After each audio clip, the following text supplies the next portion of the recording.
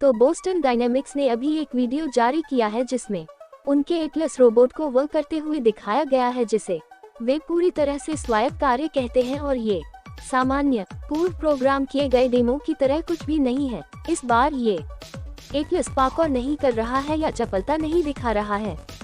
ये वास्तविक दुनिया की फैक्ट्री को संभालने पर केंद्रित है।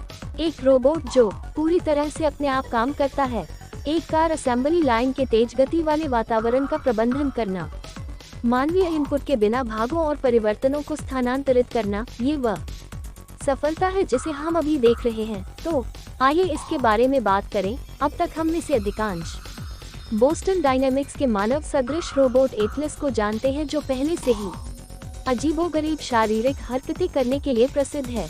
इसके पुशअप्स करने के वायरल वीडियो याद हैं।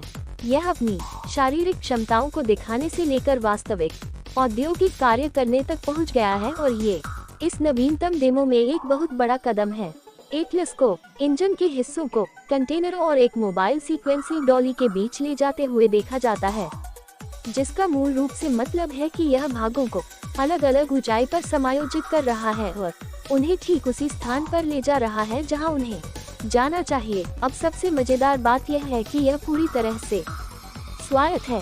कोई भी इंसान इसे बताने के लिए आगे नहीं आता है। आगे क्या करना है? बोस्टन डायनेमिक्स ने एटलस की सेंसर तकनीक के साथ खेल को आगे बढ़ाया है।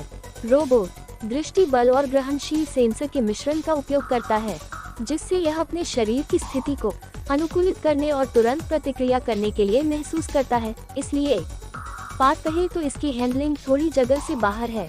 इधर उधर भटकने के बजाय एटलस अपनी पकड़ या स्थिति को समायोजित कर लेगा, जिससे कार्य को सही तरीके से करने के लिए वास्तविक समय में निर्णय लिया जा सकेगा। वीडियो में एक हिस्सा ऐसा भी है जहां एटलस को अपनी जगह पर खिसकने के प्रयास में थोड़ा प्रतिरोध का सामना करना पड़ता है। रोबोट सचमुच रुक जाता है, पुनः अंशांकन करता है और फिर से प्रयास करता है, और हम इस बारे में बात कर रहे हैं कि यह सब एक पल में हो रहा है, जो कि आश्चर्यजनक है। अब बात करते हैं हार्डवेयर की। एटलस का ये नवीनतम संस्करण पूरी तरह से इलेक्ट्रिक है। इसमें पुराने मॉडलों की तरह कोई हाइड्रोलिक्स नहीं है, जो इसे हल्का शांत बनाता है और इसे अधिक रेंज प्रदान करता है। गति जो जटिल वातावरण में काम करते समय बहुत महत्वपूर्ण है, और उन्नत एक्चुएटर के लिए धन्यवाद। उन्हें रोबोट की मांसपेशियों की तरह सोचें। ये आसानी से और तेजी से चलता है। उस गति और सटीकता की कल्पना करें जो यह एक तेज गति वाले कारखाने के फर्श पर लाता है। ये एक्चुएटर एटलस को कमर पर पिवट करने की अनुमति देते हैं और सूक्ष्म मोड से लेकर सब कुछ प्रबंधित करें। पूर्ण हाथ आंदोलनों, ये उन दोहरावदार समय संवेदनशील कार्यों के लिए रोबोट को कुशल बनाने के बारे में है जहां हर सेकंड मायने रखता है। और यह बिल्कुल समझ में आता है कि बोस्टन डायनेमिक्स एटलस को ऑटोमोटिव अनुप्रयोगों की ओर ले जा रहा है, खासकर जब हुंडई अब कंपनी का मालिक है और स्वचालन और कार निर्माण को आगे बढ़ा रहा है। ऐसे मांग वाले क्षेत्र में एटलस जैसा रोबोट दक्षता को काफी हद तक बढ़ा सकता है। यही कारण है कि वे इन परिस्थितियों में इसका परीक्षण कर रहे हैं। टोयोटा रिसर्च इंस्टीट्यूट के साथ उनके हालिया सहयोग का ये भी अर्थ हो सकता है कि हम एटलस को और भी अधिक उन्नत मशीन लर्निंग से लैस देखेंगे, जो इसे अनुकूलन में मदद करेगा और डिजाइन के मामले में काम पर सीधे सीखें।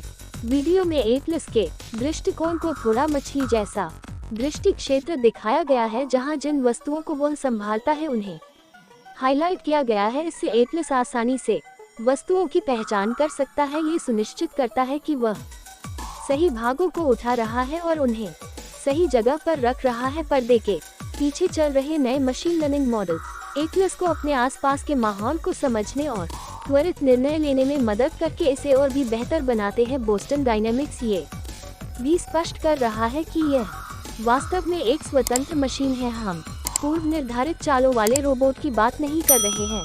वीडियो पर एक पूर्णतः स्वायत्त जल चिन्ह है, जिससे ये सुनिश्चित हो सके कि हमें कोई रिमोट कंट्रोल नहीं, कोई टेलीऑपरेशन नहीं, केवल एटलस के सेंसर और इसकी प्रोग्रामिंग ही चीजों को स्वयं समझ लेती है। और यह स्वायत्तता ही है जो एटलस को अन्य रोबोटों से अलग करती है।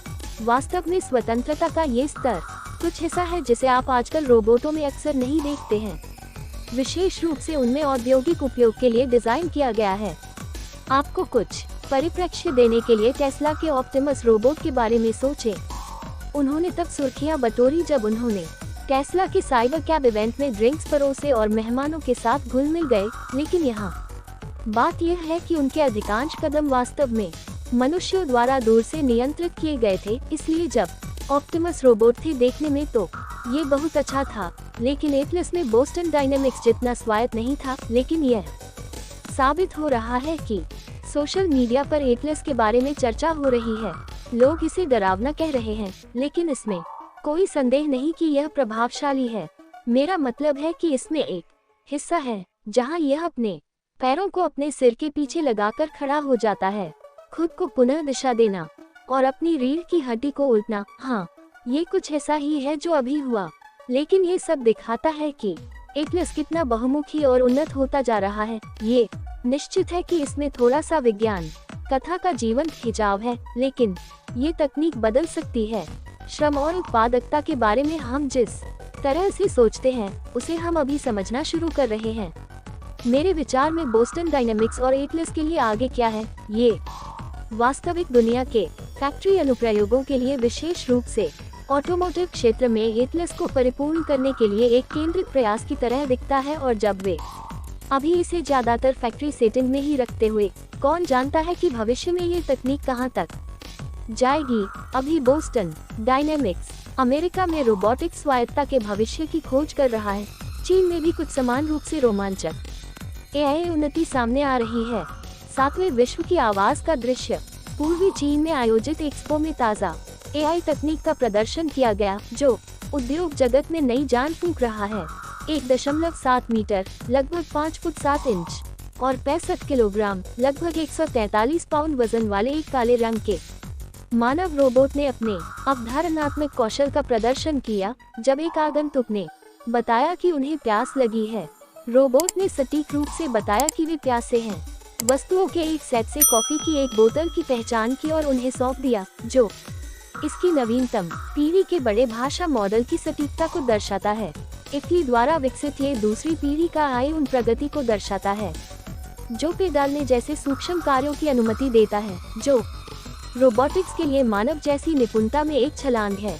आईसी का सुपर ब्रेन रोबोटिक प्लेटफॉर्म 450 से अधिक रोबोटिक्स कंपनियों का समर्थन करता है और चीन भर में 15,000 डेवलपर्स के समुदाय को जोड़ता है, जो चीन के एआई एकीकरण के पैमाने को प्रदर्शित करता है।